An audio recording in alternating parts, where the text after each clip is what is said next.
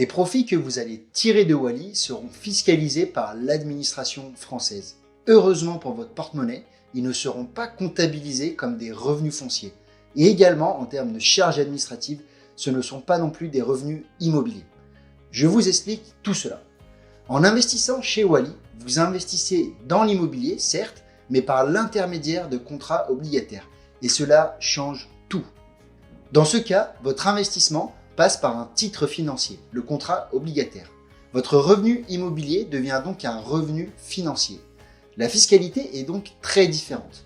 Par défaut, si vous êtes résident fiscal français, c'est le PFU qui s'applique, c'est-à-dire le prélèvement forfaitaire unique, aussi appelé flat tax, qui revient à payer 30% sur les profits générés, soit 12,8 au titre d'impôt sur les revenus et 17,2 au titre des prélèvements sociaux. Ce qui signifie que vous ne payerez rien d'autre. Le paiement de ce PFU se fait à la source chez Wally, c'est-à-dire que nous nous occupons de toutes les déclarations. Nous allons compléter pour vous votre déclaration et la transmettre directement à l'administration fiscale. En pratique, si un capital de 10 000 euros est transformé en 15 000 euros chez Wally, vous avez un profit avant impôt de 5 000 euros. Vous serez donc redevable d'un PFU de 30% sur les 5 000, soit 1 500 euros.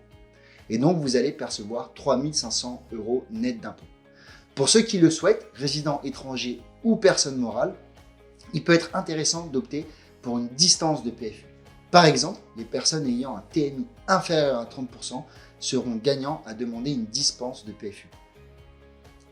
Chez Wally et pour tous les services d'investissement, les rendements sont toujours communiqués avant fiscalité de l'investisseur, car de nombreuses situations fiscales sont possibles.